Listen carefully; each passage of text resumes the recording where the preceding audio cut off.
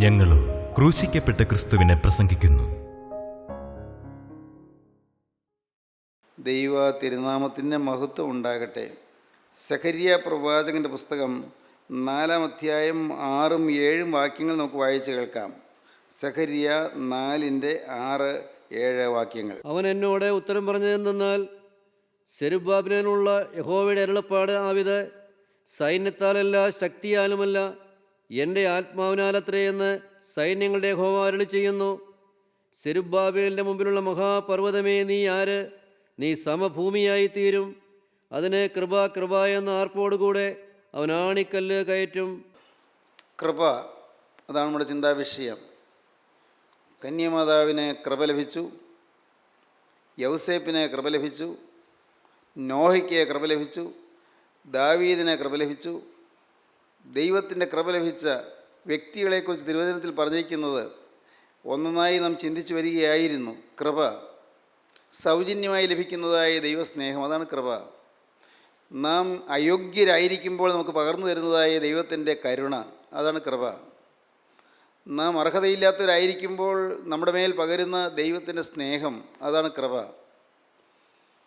ദൈവത്തിൻ്റെ കൃപ അനുഭവിക്കുന്നത് മഹാഭാഗ്യമാണ്.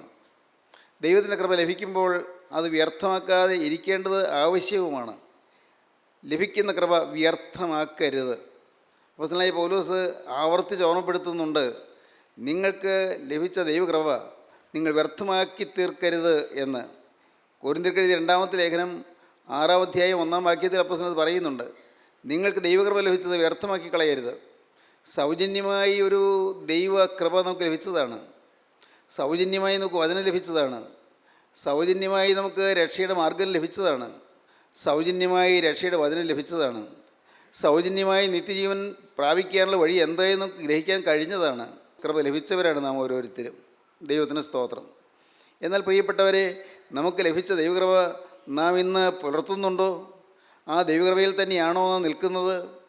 ഒരു കാലത്ത് നാം ദൈവകൃപയിൽ ആനന്ദിച്ച് ദൈവത്തെ സ്തുതിച്ച കാലങ്ങൾ ഉണ്ടായിരുന്നില്ലേ? ദൈവത്തെ മഹത്വപ്പെടുത്തിയ കാലങ്ങൾ, സകലവും മറന്ന് ദൈവത്തെ സ്തുതിച്ച കാലങ്ങൾ. ഈ ലോകത്തിലെ ക്ലേശങ്ങൾ മറന്നു, ഈ ലോകത്തിലെ ആകുലങ്ങൾ മറന്നു, ഈ ലോകത്തിലെ ആവലാതികൾ മറന്നു, ഈ ലോകത്തിലെ രോഗങ്ങൾ മറന്നു, പണത്തിൻ്റെ ഞെരുക്കം മറന്നു, കടത്തിൻ്റെ ഭാരം മറന്നു, ജീവിതത്തിലെ ക്ലേശങ്ങൾ മറന്നു. അത്യാവശ്യമായി പ്രാർത്ഥിച്ചതായ പല വിഷയങ്ങൾക്കും പ്രാർത്ഥനയ്ക്ക് മറുപടി കിട്ടിയിട്ടില്ലാത്തപ്പോൾ പോലും എല്ലാം മറന്ന ദൈവത്തെ ആരാധിച്ചവരാണ് നാം. ദൈവത്തിന് സ്തോത്രം. എന്തൊരു അനുഗ്രഹമായിരുന്നു ആ കാലങ്ങൾ. ആദ്യ സ്നേഹത്തിൻ്റെ മധുരാനുഭൂതി പകർന്ന കാലങ്ങൾ, ആദ്യ സ്നേഹത്തിൻ്റെ ആവേശം തിരത്തല്ലിയ കാലങ്ങൾ ആയിരുന്നില്ലേ? എന്തൊരു മധുര അനുഭവങ്ങളായിരുന്നു അന്ന്. നമ്മുടെ ഹൃദയം സ്വച്ഛസുന്ദരമായിരുന്ന കാലം, ഹൃദയം ശാന്തമായിരുന്ന കാലം. നമ്മുടെ ഹൃദയത്തിൽ ഒരു കാലത്ത് കൊടുങ്കാറ്റുണ്ടായിരുന്നു, പക്ഷേ കൊടുങ്കാറ്റ് ശാന്തമായ കാലം. ഒരു കാലത്ത് ഹൃദയത്തിൽ കൊടുങ്കാറ്റ്. എത്രയെത്ര പ്രതിസന്ധികളെയാണ് നാം നേരിട്ടുകൊണ്ടിരുന്നത്, എന്തെന്നെല്ലാം പ്രശ്നങ്ങളെയാണ് നാം അഭിമുഖീകരിച്ചുകൊണ്ടിരുന്നത്. അതെല്ലാം ഉള്ളപ്പോൾ പോലും ഏതോ ഒരു അലൗകികമായ ശാന്തി നമ്മുടെ ഹൃദയത്തിൽ നിറഞ്ഞു നിന്നത് നമുക്ക് അനുഭവമാണ്. നാം ദൈവത്തെ മഹത്വപ്പെടുത്തിയവരാണ്. ദൈവത്തിന് സ്തോത്രം.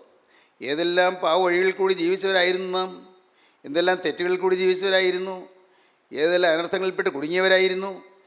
പൈശാചികൻ്റെ ഏതെല്ലാം കെണികളിലാണ് നാം കുടുങ്ങി കിടന്നിരുന്നത്. എന്തെല്ലാം അഴുക്കായ അനർത്ഥമായ അരുതായികയായ കാര്യങ്ങളിൽ നാം മുഴുകിപ്പോയിരുന്നു. എന്നാൽ ഭാഗ്യവശാൽ ദൈവത്തിൻ്റെ കൃപ നമ്മെ സന്ധിച്ചു. നാം രക്ഷിക്കപ്പെട്ടു, നാം വീണ്ടെടുപ്പ് അനുഭവിച്ചു, നാം മാനസാന്തരപ്പെട്ടു. അല്ലേ പ്രിയപ്പെട്ടവരെ, നിങ്ങൾ അനേകം പേര് മാനസാന്തരപ്പെട്ടവരാണ്. ഇപ്പോൾ ഇവിടെ ഇരുന്ന് ഈ വാക്കുകൾ കേൾക്കുന്നവർ മാത്രമല്ല, വിദൂര സ്ഥലങ്ങളിലിരുന്ന് കേൾക്കുന്ന അനേകം പേര് മാനസാന്തരപ്പെട്ടവരാണ്. മാനസാന്തരം അതൊരു മഹാഭാഗ്യമാണ്. അത് ഒരു നിസ്സാര കാര്യമല്ല. മാനസാന്തരം ലഭിക്കുക എന്ന് പറയുന്നത് എത്രയോ മഹത്തായ ഒരു കാര്യമാണ്. ഹൃദയം മാറുക എന്നുള്ള ഭാഗ്യം, ഹൃദയത്തിൻ്റെ ഭാവം മാറുക എന്നുള്ള ഭാഗ്യം, മനസ്സിൻ്റെ ആകുലങ്ങൾ മാറുക എന്നുള്ള ഭാഗ്യം, മനസ്സിൻ്റെ ചിന്താഗതികൾ മാറുക, മനോഭാവങ്ങൾ മാറുക എന്നുള്ള ഭാഗ്യം, അതെല്ലാം ലഭിച്ചവരാണ്, അതെല്ലാം പ്രാപിച്ചവരാണ്. അന്ന് പ്രാർത്ഥിക്കുമ്പോൾ പ്രാർത്ഥനയിൽ തീ ഇറങ്ങിയത് നിങ്ങൾ പക്ഷേ ഓർക്കുന്നുണ്ടായിരിക്കും. പ്രാർത്ഥിക്കുമ്പോൾ പ്രാർത്ഥനയ്ക്ക് മറുപടി ലഭിച്ചു എന്നുള്ള സന്തോഷത്തോടെ നിങ്ങൾ എഴുന്നേറ്റ് ദൈവത്തെ സ്തുതിച്ച് നിങ്ങൾ ഓർക്കുന്നുണ്ടായിരിക്കും. നിങ്ങൾ ജോലി കാര്യങ്ങൾ ചെയ്യുമ്പോൾ പോലും നിങ്ങളുടെ ഹൃദയം അങ്ങ് ആനന്ദ നൃത്തം ചെയ്ത് നിങ്ങൾക്ക് ഓർക്കുന്നുണ്ടായിരിക്കും. ദൈവത്തിന് സ്തോത്രം. കൊച്ചുകുട്ടികൾ പോലും പരസ്പരം മാപ്പ് പറയുകയും അവർ നിരപ്പായി സന്തോഷത്തോടെ ഐക്യമായി സ്നേഹത്തോടെ ജീവിക്കുകയും ചെയ്യുന്നത് നാം കണ്ടിട്ടുണ്ട്. അതെല്ലാം കണ്ട് നാം ദൈവത്തെ സ്തുതിച്ചിട്ടുണ്ട്. എന്നാൽ ഇന്നോ കിട്ടിയ കൃപ വ്യർത്ഥമാക്കിയിരിക്കുകയാണ് അനേകർ. വായിക്കാൻ നമുക്ക് 2 കൊരിന്ത്യർ 6:1 നമുക്ക് കിട്ടിയ ദൈവകൃപ വ്യർത്ഥമാക്കരുതെന്നാണ് അപ്പോസ്തലൻ പറയുന്നത്. നിങ്ങൾക്ക് ദൈവത്തിൻ്റെ കൃപ ലഭിച്ചത് വ്യർത്ഥമായി തീരരുത് എന്ന് ഞങ്ങൾ സഹപ്രവർത്തിക്കാരായി നിങ്ങളെ പ്രബോധിപ്പിക്കുന്നു. ദൈവത്തിൻ്റെ കൃപ ലഭിച്ചത് വ്യർത്ഥമാക്കി തീർക്കരുത്. ദൈവത്തിൻ്റെ കൃപ പ്രസാദകാലത്ത് ലഭിച്ചതാണ്. ഒരു നല്ല പ്രസാദകാലം, ഒരു നല്ല രക്ഷാ ദിവസം, ദൈവത്തിന് കരുണ തോന്നിയ ദൈവത്തിൻ്റെ സന്ദർശന കാലം. പ്രസാദകാലത്ത് ഞാൻ നിനക്ക് ഉത്തരമരുളി, രക്ഷാ ദിവസത്തിൽ ഞാൻ നിന്നെ സഹായിച്ചു എന്നാണ് അടുത്ത വാക്യം വായിക്കുക. പ്രസാദകാലത്ത് ഞാൻ നിനക്ക് ഉത്തരമരുളി, രക്ഷാ ദിവസത്തിൽ ഞാൻ നിന്നെ സഹായിച്ചുവെന്ന് അവൻ അരുളി ചെയ്യുന്നുവല്ലോ. പ്രസാദകാലത്ത് ഞാൻ നിനക്ക് ഉത്തരമരുളി, രക്ഷാ ദിവസത്തിൽ ഞാൻ നിന്നെ സഹായിച്ചു. അങ്ങനെ നിനക്ക് ഒരു പ്രസാദ കാലം ലഭിച്ചു. എന്തൊരു നല്ല കാലമായിരുന്നു. പക്ഷേ ഇന്ന് വാടിയ മുഖം, ഇന്ന് ക്ഷീണിച്ച അവസ്ഥ, ഇന്ന് ആത്മാവ് മന്ദിച്ചിരിക്കുന്നു. ഇന്ന് പ്രാർത്ഥനയുടെ കരുത്ത് കുറഞ്ഞിരിക്കുന്നു. പ്രാർത്ഥിക്കുന്നുണ്ട്, പ്രാർത്ഥനയ്ക്ക് സമയം വേർതിരിക്കുന്നുണ്ട്, പക്ഷേ പ്രാർത്ഥനയിൽ തീ ഇറങ്ങുന്നില്ല. മുമ്പ് സ്തുതിച്ചപ്പോൾ അഗ്നി ശരീരത്തിലെ കോശങ്ങളിൽ നിറയുന്നത് അനുഭവിച്ചവരുണ്ട്. സ്തുതിച്ചു കൊണ്ടിരുന്നപ്പോൾ പരിശുദ്ധാത്മാവിന് തീയ് ഈ സിരകളിലൂടെ ഒഴുകിയത് അനുഭവിച്ചവരുണ്ട്. ആത്മാവിൻ്റെ സ്നാനത്തിൽ ദൈവത്തെ സ്തുതിച്ചത് അനുഭവിച്ചവരുണ്ട്. എന്നാൽ ഇന്ന് എല്ലാം തണുത്തുപോയി. എല്ലാം ഇന്ന് നിർജ്ജീവമായി പോയി. നമുക്കൊന്ന് എഴുന്നേൽക്കണ്ടേ? നമുക്ക് കൃപയുടെ മഹത്വത്തിലേക്കൊന്ന് വളരണ്ടേ? നമുക്ക് കൃപയുടെ മഹത്വത്തിലേക്ക്, ആ ഉയർന്ന അനുഭവത്തിലേക്കൊന്ന് ഉയരണ്ടേ? പ്രിയപ്പെട്ടവരെ, നിങ്ങൾ പ്രാർത്ഥിച്ചു കൊണ്ടിരിക്കുക. സൈന്യത്താലല്ല, ശക്തിയാലുമല്ല, എൻ്റെ ആത്മാവിനത്രേ എന്ന് യഹോവയുടെ അരുളപ്പാട്. സെരുബ്ബാബേലിന് മുമ്പുള്ള മഹാപർവ്വതമേ, നീ ആര്? നീ സമഭൂമിയായി തീരും. അതിന് കൃപ എന്ന ആർപ്പോടുകൂടെ അവൻ ആണിക്കല്ല് കയറ്റും.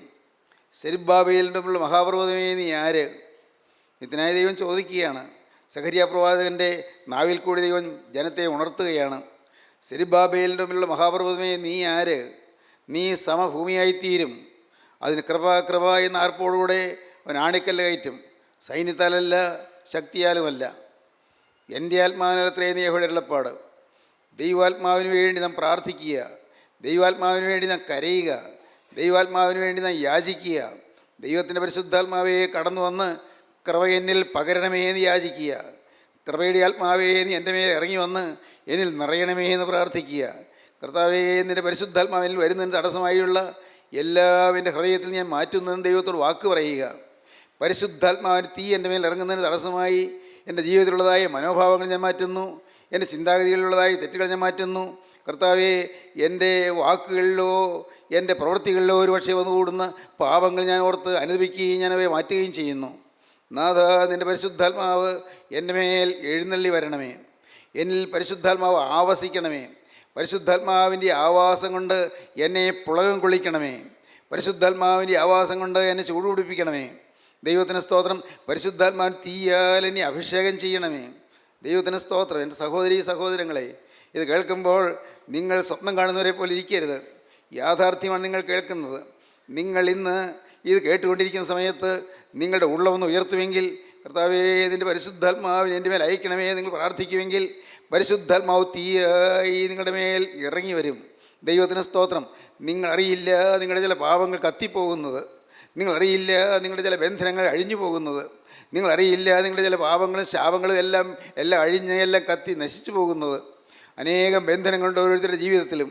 ഓരോരുത്തരുടെ ജീവിതത്തിൽ അനേകം ശാപങ്ങളുണ്ട്, അനേകം ബാധകളുണ്ട്, പൈശാചിക ബാധകൾ. ദുരാത്മാക്കൾ ഇന്ന് മനുഷ്യനെ കെട്ടിയിട്ടിരിക്കുകയാണ്. ദുരാത്മാക്കൾ മനുഷ്യനെ ബന്ധിച്ചിട്ടിരിക്കുകയാണ്.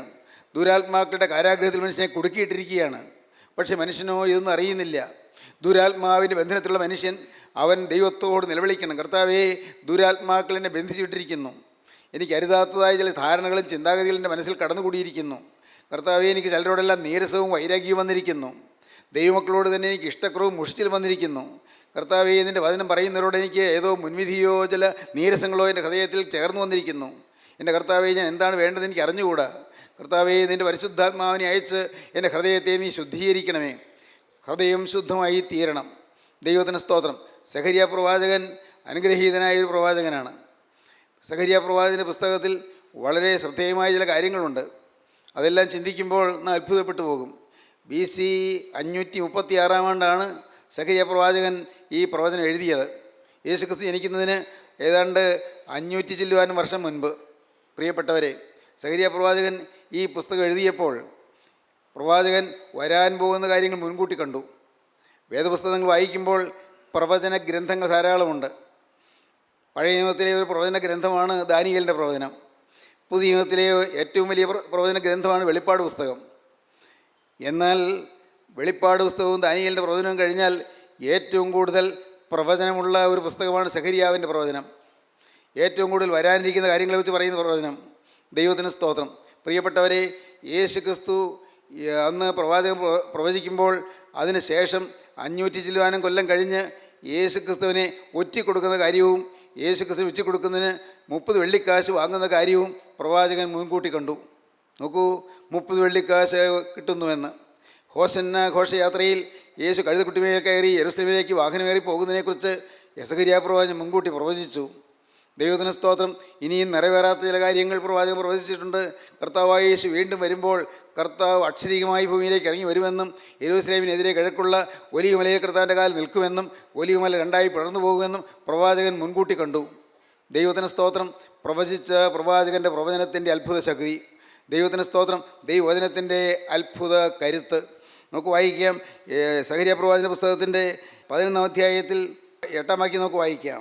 എന്നാൽ ഞാൻ ഒരു മാസത്തിൽ 3 ഇടയന്മാരെ ഛേദിച്ചു കളഞ്ഞു. 3 ഇടയന്മാരെ ഛേദിച്ചു കളഞ്ഞു. ഏതാണ് ഈ 3 ഇടയന്മാർ? നമുക്ക് പെട്ടെന്ന് മനസ്സിലാവുകയില്ല. 3 ഇടയന്മാർ എന്ന് പറഞ്ഞിരിക്കുന്നത് 1 പ്രവചനം, 2 പൗരോഹിത്യം, 3 രാജത്വം. ദുഃഖവെള്ളിയാഴ്ച പ്രാർത്ഥനയിൽ പ്രവചനം, പൗരോഹിത്യം, രാജത്വം എന്നിവയെ ഛേദിച്ചു കളഞ്ഞു എന്ന് പറയുന്ന ഒരു ഗീതമുണ്ട്. നിങ്ങൾ പക്ഷേ കേട്ടിട്ടുണ്ടാകും. പ്രവചനം, പൗരോഹിത്യം, രാജത്വം എല്ലാം ഛേദിച്ചു കളഞ്ഞു. 3 ഇടയന്മാരെ ഛേദിച്ചു കളഞ്ഞു. കർത്താവായ യേശുക്രിസ്തുവിന്റെ ക്രൂശ് മരണത്തോട് ബന്ധപ്പെട്ടാണ് പറയുന്നത്. പിന്നെ എനിക്ക് അവരോട് വെറുപ്പ് തോന്നി, അവർക്ക് എന്നോടും നീരസം തോന്നിയിരുന്നു. ദൈവത്തിന് സ്തോത്രം. അതിനുശേഷം വീണ്ടും വായിക്കാം 11-ാം വാക്യം. അത് ആ ദിവസത്തിൽ തന്നെ മുറിഞ്ഞുപോയി. അങ്ങനെ എന്നെ നോക്കിക്കൊണ്ടിരുന്ന കൂട്ടത്തിൽ അരിഷ്ടതയേറിയവ അത് ദൈവത്തിൻ്റെ അരുളപ്പാട് എന്ന് ഗ്രഹിച്ചു. ഞാൻ അവരോട്, നിങ്ങൾക്ക് മനസ്സുണ്ടെങ്കിൽ എൻ്റെ കൂലി തരുവീൻ. നിങ്ങൾക്ക് മനസ്സുണ്ടെങ്കിൽ എൻ്റെ കൂലി തരുവീൻ. ഇല്ലെന്ന് വരികിൽ തരേണ്ട എന്ന് പറഞ്ഞു. മനസ്സില്ലെങ്കിൽ തരണ്ട എന്ന് പറഞ്ഞു. അങ്ങനെ അവർ എൻ്റെ കൂലിയായി 30 വെള്ളിക്കാശ് തൂക്കിത്തന്നു. എൻ്റെ കൂലിയായി 30 വെള്ളിക്കാശ് തൂക്കി തന്നു. 30 വെള്ളിക്കാശിന് കർത്താവായ യേശുവിനെ ഒറ്റിക്കൊടുത്ത കാര്യം പ്രവാചകൻ യേശുക്രിസ്തു ജനിക്കുന്നതിന് 500-ലേറെ വർഷം മുൻപ് പ്രവാചകൻ ദർശിച്ചിരിക്കുന്നു, പ്രവാചകൻ പ്രവചിച്ചിരിക്കുന്നു. ദൈവത്തിന് സ്തോത്രം. വീണ്ടും നമുക്ക് വായിക്കാം. ഈ പുസ്തകത്തിൽ തന്നെ കർത്താവായ യേശുക്രിസ്തുവിൻ്റെ ഹോസന്ന ഘോഷയാത്രയെക്കുറിച്ച് പറയുന്നുണ്ട്. നമുക്ക് വായിക്കാം. 9-ാം അധ്യായത്തിൻ്റെ 9-ാം വാക്യം വായിക്കാം. സിയോൻ പുത്രിയെ ഉച്ചത്തിൽ ഘോഷിച്ചാനന്ദിക്ക, യെരൂശലേം പുത്രിയെ ആർപ്പിടുക. ഇതാ നിന്റെ രാജാവ് നിന്റെ അടുക്കൽ വരുന്നു. അവൻ നീതിമാനും ജയശാലിയും താഴ്മയുള്ളവനുമായി കഴുതപ്പുറത്തും പെൺകഴുതയുടെ കുട്ടിയായ ചെറു കഴുതപ്പുറത്തും കയറി വരുന്നു. ദൈവത്തിന് സ്തോത്രം. കർത്താവായ യേശുക്രിസ്തു കഴുതമേൽ വാഹനമേറി യെരൂശലേമിലേക്ക് ആഘോഷത്തോടെ വരുന്നതിനെ പ്രവാചകൻ മുൻകൂട്ടി കാണുകയാണ്. ആ വരാൻ പോകുന്ന കാര്യങ്ങൾ പ്രവാചകൻ കണ്ട് യേശുക്രിസ്തു ജനിക്കുന്നതിന് 500-ലേറെ വർഷം മുമ്പ് പ്രവാചകൻ രേഖപ്പെടുത്തി വെച്ചു ഹോസന്ന ദിവസമുള്ള ആ ഘോഷയാത്രയെക്കുറിച്ച്. ദൈവത്തിന് സ്തോത്രം. യേശുക്രിസ്തുവിൻ്റെ 2-ാമത്തെ വരവിൽ യെരൂശലേമിൽ യേശു അക്ഷരീയമായി കാലുകുത്തി നിൽക്കുമെന്ന് പ്രവാചകൻ കണ്ടു. അത് 14-ാം അധ്യായത്തിൽ നമുക്ക് കാണാം.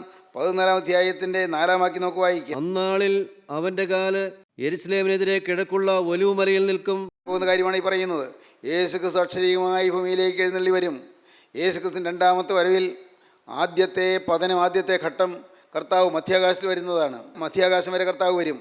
കർത്താവ് തന്നെ ഗംഭീരനാദത്തോടും പ്രധാന ദൂതൻ്റെ ശബ്ദത്തോടും ദൈവത്തിൻ്റെ കാഹളത്തോടും കൂടെ സ്വർഗത്തിൽ നിന്ന് ഇറങ്ങി വരികയും ക്രിസ്തുവിൽ മരിച്ചവർ മുമ്പേ ഉയർത്തെഴുന്നേൽക്കുകയും ചെയ്യും എന്ന് തെസ്സലോനിക്ക ലേഖനത്തിൻ്റെ 1-ാമത്തെ ലേഖനം 4-ാം അധ്യായം 16-18 വാക്യങ്ങളിൽ നാം വായിക്കുന്നുണ്ട്. കർത്താവ് മേഘങ്ങളിൽ വരും.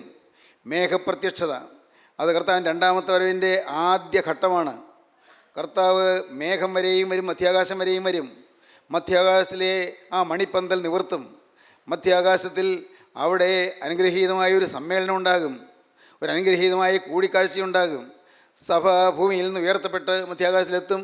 രാജാതിരാജനായ കർത്താവായ യേശു ക്രിസ്തു ഉണവാളനായി മധ്യാകാശത്തിലേക്ക് ഇറങ്ങി വരും. ഇസ്ഹാക്ക് കൂടാരത്തിൽ നിന്നിറങ്ങി വെളിമ്പ്രദേശത്ത് വന്ന് നിന്നതുപോലെ കർത്താവായ യേശു ക്രിസ്തു സ്വർഗീയ കൂടാരത്തിൽ നിന്നിറങ്ങി വെളിമ്പ്രദേശത്ത് മധ്യാകാശത്ത് വന്ന് നിൽക്കും. ഇസ്ഹാക്ക് റിബെക്കയ്ക്ക് വേണ്ടി കാത്തു നിന്നതുപോലെ കർത്താവായ യേശു ക്രിസ്തു വെളിമ്പ്രദേശത്ത് ഈ മധ്യാകാശത്തിൽ വന്ന് തൻ്റെ സഭയാകുന്ന മണവാട്ടിക്ക് വേണ്ടി കാത്തു നിൽക്കും. ദൈവത്തിന് സ്തോത്രം.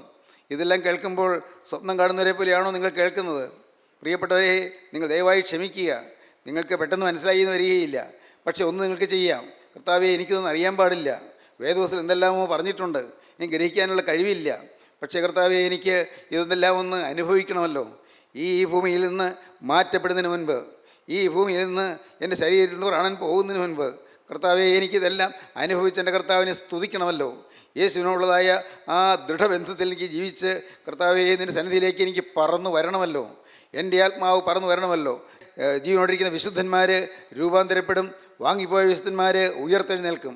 അങ്ങനെ വാങ്ങിപ്പോയ വിശുദ്ധന്മാർ ഉയർത്തെഴുന്നേറ്റ് അവരും ജീവനോടിരിക്കുന്ന വിശുദ്ധന്മാർ രൂപാന്തരപ്പെട്ട് അവരും ഒരുമിച്ച് ആകാശത്തിൽ കർത്താവിനെ എതിരേൽപ്പാൻ മേഘങ്ങളെടുക്കപ്പെടുന്ന ആ കർത്താവിൻ രണ്ടാമത്തെ വരവിൻ്റെ ആദ്യഘട്ടം, അതാണ് ഒന്നാമത്തെ പുനരുത്ഥാനം. കർത്താവേ, അതിനെനിക്ക് ഭാഗ്യം തരണമേ.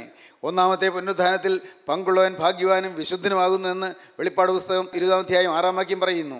കർത്താവേ, ഒന്നാമത്തെ പുനരുത്ഥാനത്തിൽ എനിക്ക് പങ്കു തരണമേ. അതിന് ഇന്ന് നീ എന്നെ ഒരു വിശുദ്ധനാക്കി തീർക്കണമേ. നാം പ്രാർത്ഥിക്കേണ്ടതാണ്, നാം പ്രാർത്ഥിക്കുന്നതാണ് പ്രിയപ്പെട്ടവരെ. എന്നാൽ അത് കഴിഞ്ഞ് 7 കൊല്ലം ആൻറ്റി ക്രൈസ്റ്റിൻ്റെ ഭരണകാലമാണ്, അന്ത്യക്രിസ്തുവിൻ്റെ ഭരണകാലമാണ്. ആൻറ്റി ക്രൈസ്റ്റ് എതിർ ക്രിസ്തുവാണ്, അവൻ ക്രിസ്തുവിൻ്റെ എതിരാളിയാണ്. ആ അധർമ്മത്തിൻ്റെ മർമ്മം ഇപ്പോഴേ വ്യാപരിച്ചുകൊണ്ടിരിക്കുന്നുണ്ട്. എതിർ ക്രിസ്തു ഇപ്പോഴേ ഭരിച്ചുകൊണ്ടിരിക്കുന്നുണ്ട്. എതിർ ക്രിസ്തുവിൻ്റെ ആത്മാവ് ദുരാത്മാവ്, എതിർ ക്രിസ്തുവിൻ്റെ ആത്മാവ് മത്സരത്തിൻ്റെ ആത്മാവ്, എതിർ ക്രിസ്തുവിൻ്റെ ആത്മാവ് ദുഷ്ടതയുടെ ആത്മാവ്, എതിർ ക്രിസ്തുവിൻ്റെ ആത്മാവ് അശുദ്ധിയുടെ ആത്മാവ് ഇന്ന് ലോകമെങ്ങനെ വ്യാപിച്ചുകൊണ്ടിരിക്കുകയാണ്. ലോകത്ത് ഇന്ന് അശുദ്ധി നടമാടിക്കൊണ്ടിരിക്കുകയാണ്. ലോകത്ത് ഇന്ന് അവിശ്വാസം എന്ന് നിറഞ്ഞു നിൽക്കുകയാണ്. ലോകത്ത് ഇന്ന് തിന്മകൾ വളർന്നുകൊണ്ടിരിക്കുകയാണ്. ലോകത്ത് മനുഷ്യർക്ക് ദൈവഭയമില്ലാതെ മനുഷ്യർ സുബോധമില്ലാത്തവരെ പോലെ ജീവിച്ചുകൊണ്ടിരിക്കുകയാണ്. അനേകം യുവാക്കൾ ഇന്ന് മദ്യത്തിനും മയക്കുമരുന്നിനും കഞ്ചാവിനും അടിമകളായി തീർന്നുകൊണ്ടിരിക്കുകയാണ്.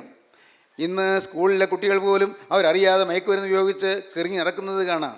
സഹോദരങ്ങളെ, ഇന്ന് സാമൂഹികമായി വലിയ വിപത്ത് വന്ന് നേരിട്ടിരിക്കൊണ്ടിരിക്കുകയാണ്. എന്താണ് കാരണം? എതിർ ക്രിസ്തുവിൻ്റെ ആത്മാവ് ഇന്ന് വ്യാപരിച്ചു കൊണ്ടിരിക്കുകയാണ്. അവൻ അക്ഷരീയമായി ഭൂമിയിലേക്ക് വന്നിട്ടില്ല, പക്ഷേ എതിർ ക്രിസ്തുവിൻ്റെ ആത്മാവ് ഇപ്പോഴേ വ്യാപരിച്ചു കൊണ്ടിരിക്കുന്നു. അധർമ്മത്തിൻ്റെ മർമ്മം ഇപ്പോഴേ വ്യാപരിക്കുന്നുണ്ട് എന്ന് ദൈവത്തിൻ്റെ പരിശുദ്ധാത്മാവ് തെസ്സലോനിക്കർക്ക് എഴുതിയ 2-ാമത്തെ ലേഖനം 2-ാം അധ്യായത്തിൽ പറയുന്നുണ്ട്. അപ്പോസ്തലനായ പൗലോസിൻ്റെ ലേഖനത്തിൽ. ദൈവത്തിന് സ്തോത്രം. സഹോദരങ്ങളെ, ഈ കർത്താവായ യേശു ക്രിസ്തുവിൻ്റെ എതിരാളിയായ എതിർ ക്രിസ്തുവിൻ്റെ ഭരണം 7 കൊല്ലമായിരിക്കും.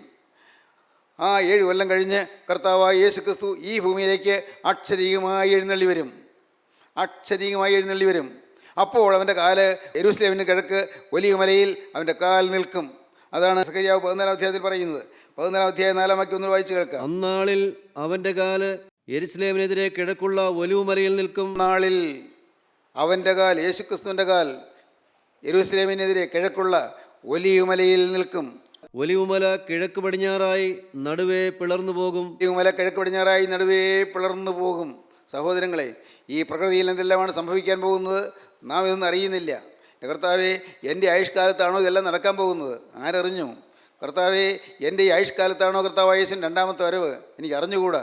യേശുവിൻ്റെ 2-ാമത്തെ വരവ് സംബന്ധിച്ച് ആർക്കും പറയാൻ പറ്റുകയില്ല. കാരണം സ്വർഗത്തിലെ നിത്യപിതാവിനല്ലാതെ കർത്താവായ യേശു ക്രിസ്തുവിന് അറിഞ്ഞുകൂടാ, കർത്താവിൻ്റെ മാലാഖമാർക്ക് അറിഞ്ഞുകൂടാ, ഇത് ആർക്കും അറിഞ്ഞുകൂടാ കർത്താവിൻ്റെ 2-ാമത്തെ വരവ് എപ്പോഴെന്ന്. അതുകൊണ്ട് കർത്താവെ, എപ്പോഴും ഒരുക്കത്തോടും ജാഗരണത്തോടും കൂടി ഇരിക്കേണ്ടതാണ് എന്ന് തിരുവചനം ഞങ്ങളെ ഓർമ്മപ്പെടുത്തുന്നു. ദൈവത്തിന് സ്തോത്രം. സ്നേഹിതരെ, കർത്താവായ യേശു വീണ്ടും വരുന്നതിനെക്കുറിച്ച് സഖറിയാവ് പറഞ്ഞിരിക്കുന്നു. സഖറിയ പ്രവാചകന്റെ പുസ്തകം പ്രവചന ഗ്രന്ഥമാണ്, വരാനിരിക്കുന്നതിനെക്കുറിച്ച് പറയുന്ന ഗ്രന്ഥമാണ്. അതിൽ പറയുകയാണ്, കൃപ കൃപ എന്ന ആർപ്പുവിളി, കൃപ കൃപ എന്ന ആർപ്പുവിളി. ദൈവത്തിന് സ്തോത്രം. ഈ ആർപ്പുവിളിയിൽ നമുക്കും പങ്കുചേരണം. കൃപ കൃപ.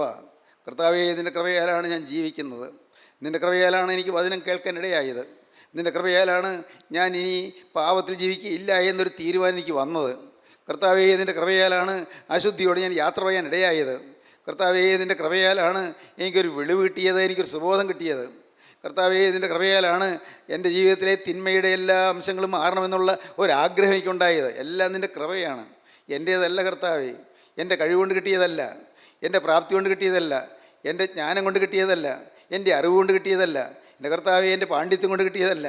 യേശുവേ, നിൻ്റെ കൃപ, നിൻ്റെ കൃപയാൽ നീ എന്നെ കണ്ടു, കൃപയാൽ നീ എന്നെ വിളിച്ചു, കൃപയാൽ നീ എന്നെ തിരഞ്ഞെടുത്തു, കൃപയാൽ നീ എന്നെ മുന്നമേ നിയമിച്ചു, കൃപയാൽ നീ എന്നെ മുന്നറിഞ്ഞു. എൻ്റെ കർത്താവേ, കൃപയാൽ നീ എന്നെ തിരഞ്ഞെടുത്തു.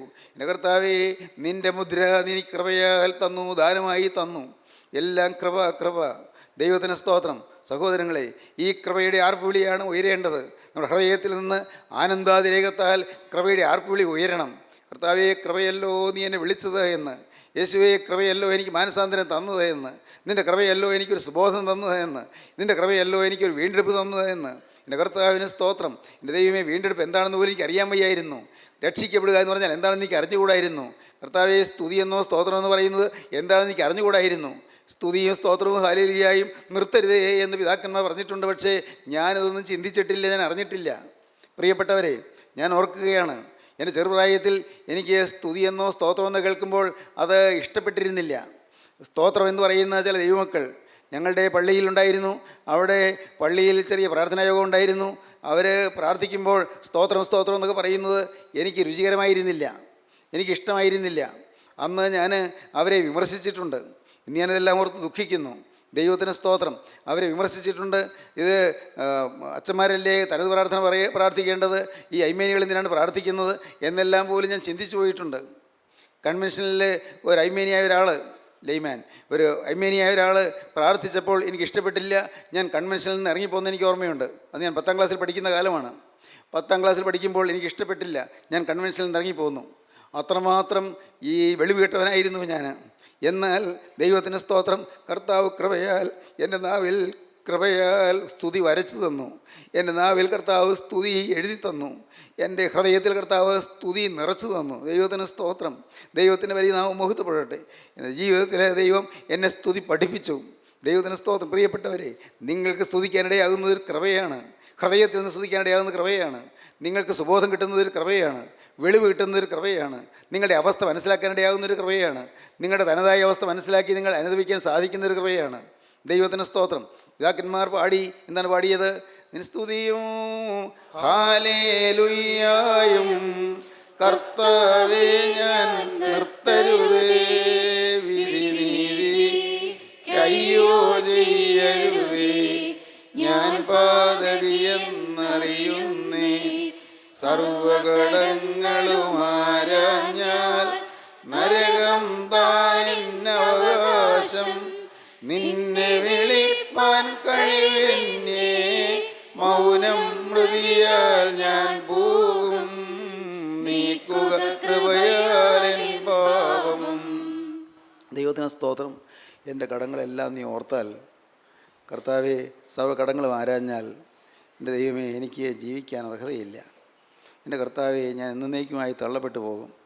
എൻ്റെ കർത്താവെ, എല്ലാ കടങ്ങളും പാവങ്ങളും എനിക്ക് മനസ്സിലാക്കി തന്നല്ലോ. എൻ്റെ ജീവിതത്തിൽ അനേകം അഴുക്കുണ്ടെന്ന് എനിക്ക് മനസ്സിലാക്കി തന്നല്ലോ. കൃപ, കൃപ. സഖരിയാവിൻ്റെ പ്രവചനം 4-ാം അധ്യായത്തിൽ ആ വാക്യം ഇങ്ങനെയാണ് പറയുന്നത്: സൈന്യത്താലല്ല, ശക്തിയാലുമല്ല, എൻ്റെ ആത്മാവിനത്രയും യഹോവയുടെ അരുളപ്പാട്. അതിന് കൃപ, കൃപ എന്ന ആർപ്പോടുകൂടെ അവൻ ആണിക്കല്ല് കയറ്റും. ദൈവത്തിന് സ്തോത്രം. ഇന്ന് ഇത് കേട്ടുകൊണ്ടിരിക്കുമ്പോൾ നിങ്ങളെ വീണ്ടെടുത്ത തിരുരക്തത്തെ നിങ്ങൾ വിശ്വസിച്ചുകൊണ്ട് നിങ്ങൾ സ്തുതിക്കുക. ഇത് കേട്ടുകൊണ്ടിരിക്കുമ്പോൾ നിങ്ങളെ വീണ്ടെടുത്ത തിരുരക്തത്തിൻ്റെ അത്ഭുത ശക്തി ഓർത്ത് നിങ്ങൾ ദൈവത്തെ വാഴ്ത്തുക. ഇന്ന് നിങ്ങൾ ഈ വാക്കുകളെ കേട്ടുകൊണ്ടിരിക്കുമ്പോൾ തന്നെ, ഇപ്പോൾ തന്നെ കർത്താവിനോട് പറയണം: കർത്താവേ, നിൻ്റെ കൃപയല്ലോ എന്നെ വീണ്ടെടുത്തത്, നിൻ്റെ കൃപയല്ലോ എന്നെ വിളിച്ചത്, നിൻ്റെ കൃപയല്ലോ അതിനെ മനസ്സിലാക്കാനൊരു ഭാഗ്യം തന്നത്, നിൻ്റെ കൃപയല്ലോ അതിനത്തോടൊരു ആകർഷണം തന്നത്. ദൈവമേ, നിൻ്റെ കൃപ, കൃപ. യേശുവേ, നിൻ്റെ അത്ഭുത കൃപയാൽ നീ കുരിശെനിക്ക് വേണ്ടി മരിച്ചു എന്ന് ഗ്രഹിപ്പാൻ എനിക്ക് ഭാഗ്യം തന്നല്ലോ. ദൈവമേ, നിനക്ക് സ്തുതി. നമുക്ക് സമർപ്പിക്കാം, നമുക്ക് പ്രാർത്ഥിക്കാം. കരുണയുള്ള കർത്താവേ, നാഥാ, നിൻ്റെ കൃപയാൽ നീ ഞങ്ങളെ ഉണർത്തി, കൃപയാൽ നീ ഞങ്ങളെ വിളിച്ചു. അമ്മയുടെ ഗർഭപാത്രത്തിൽ ഉരുവാകുന്നതിന് മുൻപ് തന്നെ നാഥാ, നീ ഞങ്ങളെ തിരഞ്ഞെടുത്തു, ഞങ്ങളെ നിയമിച്ചു, ഞങ്ങളെ നീ വിളിച്ചു, ഞങ്ങളെ വേർതിരിച്ചു. എൻ്റെ കർത്താവേ, ഞങ്ങളെ മുന്നമേ നിയമിച്ചു. കർത്താവേ, ഇന്ന് നിൻ്റെ വചനം കേട്ട് ഞങ്ങൾ തിരിയുവാൻ ഞങ്ങൾക്ക് ഭാഗ്യം തരണമേ. എല്ലാവരെയും അനുഗ്രഹിക്കണമേ. ഈ വചനം കേട്ട എല്ലാവരുടെ മേലും തൃക്കരം വയ്ക്കണമേ. ഇതിന് നാമം മഹത്വപ്പെടുത്തണമേ. യേശുവിൻ നാമത്തിൽ തന്നെ. ആമീൻ. ഹല്ലേലൂയ.